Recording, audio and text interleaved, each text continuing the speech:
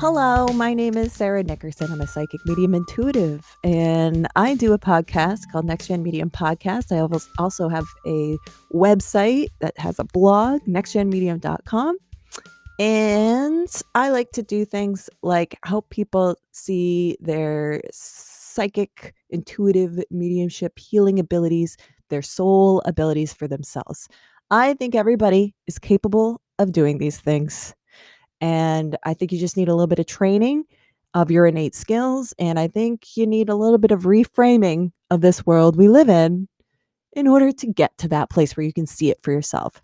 So I like to help people through personal development sessions that you can book through my website, nextgenmedium.com, and also through my Next Gen Medium podcast. I think we're almost near episode 50, which is really cool. I also like to go to Reddit, one of my favorite social media sites, and see what questions are being posted on the subreddits. And I'll choose a question that I think I can, I don't know, add value to the conversation. Sometimes I'll come across stuff where I'll see someone answer a question. And I'll be like, I would have said the same thing. So I'm going to move along. But sometimes my experience or my perspective, I might want to add something that hasn't been mentioned.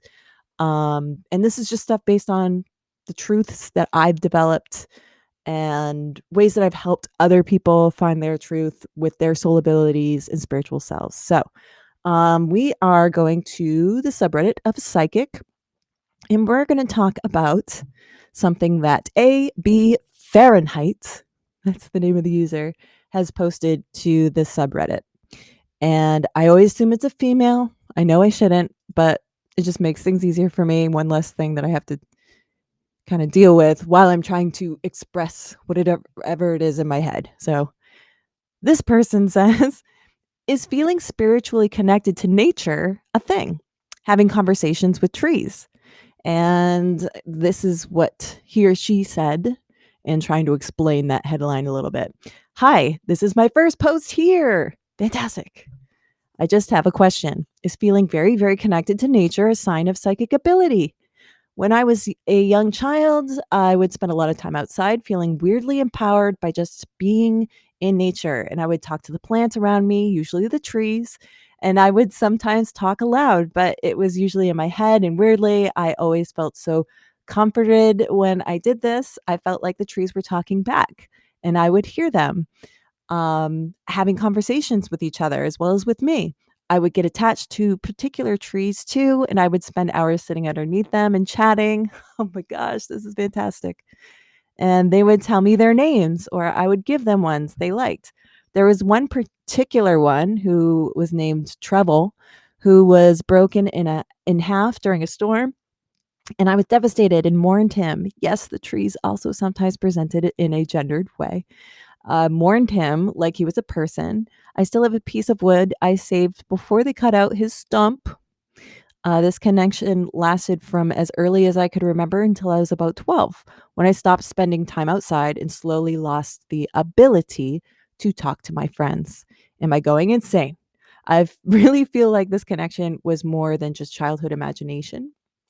Does anyone else have experiences like mine? Did it stop because I grew up? Or is there a way I can recover the connection? Because I would really love to. Oh my gosh, there's so much here. Um, is being connected to nature a sign of psychic ability? First of all, you're already psychic. So there's no question about whether you have psychic ability. You have it. Why did I choose this question? As a kid, I was very much into nature. I grew up in the state of Maine. Maine is known for its beautiful natural woods and forest, and I would go play in the forest, and that's what I did. As I grew older, I think that age that this person mentioned is a pinnacle time when we are becoming more cognizant of our society. We're transitioning from a world of possibility and boundlessness to coming to terms with who am I? Where did I come from? Where am I going? How do I fit structurally in this society? and it's natural. I would say it's natural for us to be taken out of that childhood kind of boundlessness. Imagination is what was termed here. We're going to get back to that in a second. Oh my gosh, there's so much with this one. Um, because we have to survive on an egoic level in which we have to play the societal stratosphere game. That's how we survive. And when we're about 12, when we're hitting puberty, we're realizing this. And especially when we're going to school. And you got popular kids, you got not popular kids. And that's where it all kind of comes to a front, is right there. And when you start realizing the social structure that you got to fit into, and then it's all consuming and you're being institutionalized and blah, blah, blah, blah, blah. So, I understand that. And that's kind of where you are when you're at that age. So, the reason why I wanted to bring this question up is because of my own experience in having my spiritual awakening a few years ago. Was sort of a flip of a switch for many different needs and wants, and on an unconscious level. I automatically started prioritizing things differently. I automatically started seeing things differently. Um, and one of the things that I found myself being drawn to was being outside and being in nature. About the time that I hit puberty, I was always alone and I was always in my own space. And there was a couple different reasons for that. And but I didn't really go outside a lot. So I can totally, parallel my experience with this person's experience. But I will say once I had my spiritual awakening, which was triggered by a class, just one rando class that I was like, I'd like to do that. And it changed everything from that day forward.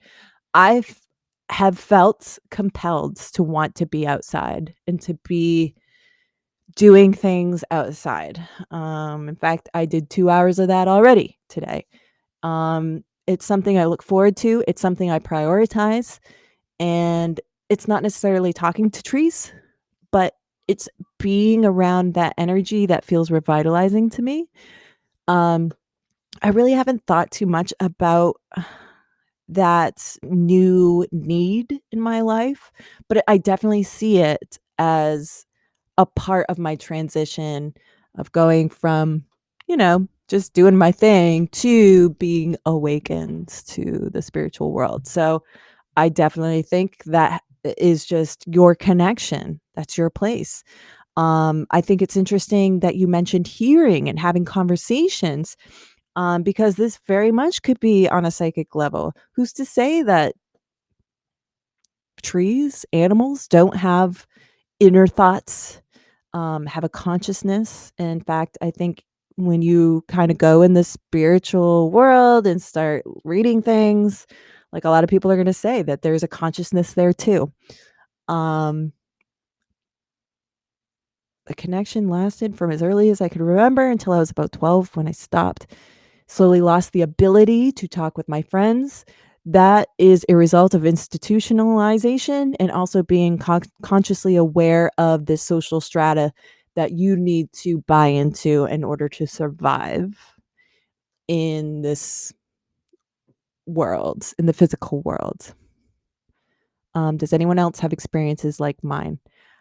I don't think I really talked to animals, but definitely talking to myself and having conversations with myself.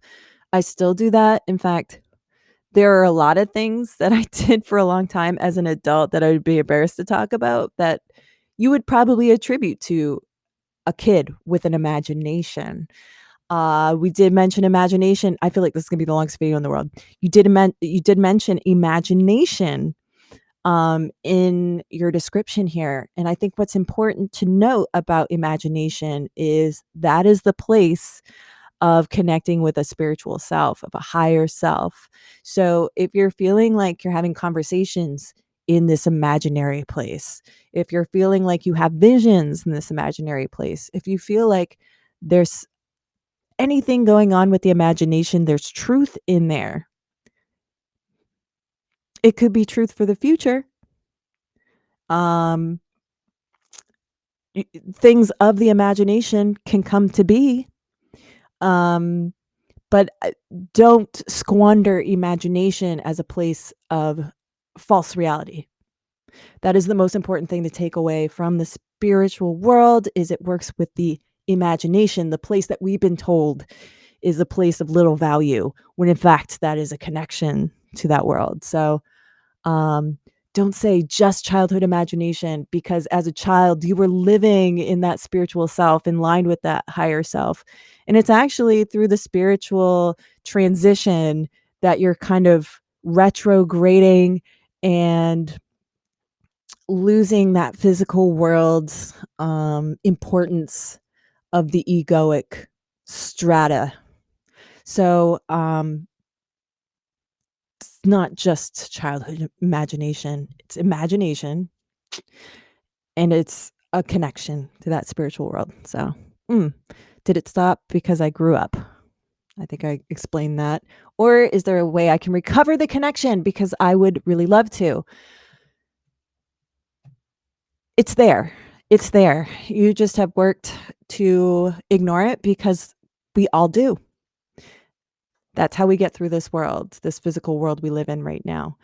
I believe there was a time when we were able to listen to our internal voice, and there's a great video that I always refer to. I'll have to put it in the comments below. That I think does a great job in explaining why there's addiction. This is just to explain this particular instance, but that explains addiction is a cause of us feeling like we've lost ourselves. And part of that has to do with growing up in this world that we live in, this physical world, and how we aren't used to listening to ourselves, because we're so used to other people telling us what's right and wrong. And we can't do that for ourselves. And that's just one part of the whole thing. Oh my God, this is the longest video in the world. But I'm going to put a link to that video below. I think it's Play School. I think that's what it's called. No, it's After School. I don't know. I'll have to put the link below, but you have to check that out, because it will change your perspective on things, and it's really great. And yes, you can recover that connection, and it all starts with the intuition. I think I'm going to leave you with that, or else this is going to be going on forever. Intuition. I talked about that in my Next Gen Medium podcast. I also have stuff on my blog at nextgenmedium.com. And if you have a question, please, someone messaged me on Reddit. I thought that was cool. You can do that, or you can email me at nextgenmedium@gmail.com, or you can go to nextgenmedium.com and just go to my contact page and just put something in the form. It's just a general form. And you can put your question in there, and I'd love to answer it on my blog. Now, if you want work with your spiritual soul ability self, then you can schedule a reading or a development session, a one-on-one. You can do that through my website, nextgenmedium.com. Please hit the subscribe button to be notified when another video is published, and maybe it'll resonate with you and your experience. And like this video if this information helped you understand a little clearer the world of soul abilities. Thank you for watching. Longest video in the world.